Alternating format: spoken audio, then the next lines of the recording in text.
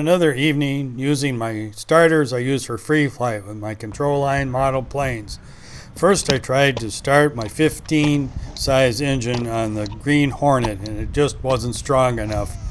I switched to a larger starter which didn't have an acorn or spinner and didn't really turn over very well, but I got it started.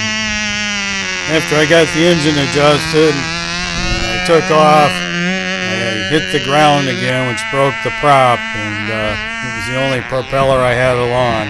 Normally I bring enough airplanes, and if I have a problem with one, I just switch to another. I brought along a fuselage of a Viking free flight that has a FD051 inverted. And this is the first time I tried to start an inverted engine, and it started up just fine. It has a different glow head on it that uses a more standard type plug that screws into the glow head. This is the first time that I have run an engine inverted. Next I got my baby flight streak out again and used the green Hornet starter, which worked just fine. But I was having trouble with the nose gear on it, kept collapsing on me. But I tried some vertical 8s again, and at least I didn't crash. The bottom part I don't really let it open up enough. So I had someone come and watch me fly, which is really pretty unusual. He didn't say he was going to take up the hobby, but at least he was interested in what I was doing. I have another Fox 049 engine coming. A free flight friend of mine had been working on it. It was too tight to begin with, but now I guess he says it runs really good and starts easily by hand. So looking forward to that. This engine, it doesn't really give you much warning when it's going to quit. But I saved it this time and landed pretty nice.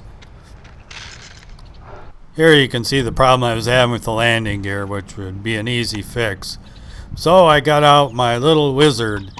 And this is the first time I'd started a reed valve engine with this starter. And if you get it primed enough, it starts up right away. So this is good since I removed the spring starter. This engine is just starting to get broke in now. The first flight it quit early, but after that it kept running pretty well and got really long flights with it. Those tall weeds, that's where I attempt stunts. I think I'm going to crash, but it's not a good place to try to get your plane out of when it quits. See that here coming up. I land in those weeds, and the line gets tangled really bad in those weeds. The next flight, though, was pretty good.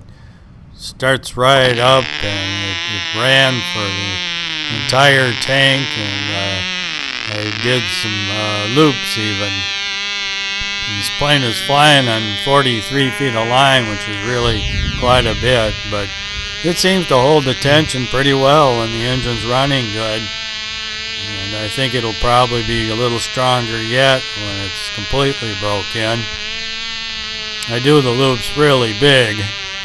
You don't want to slow it down too much, and sometimes it comes pretty close to the ground, but it will do it just fine.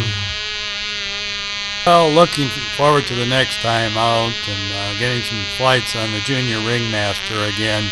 I put a little weight on the tail and glued it to the horizontal stab up to the covering, and the covering came loose, so I have to fix that.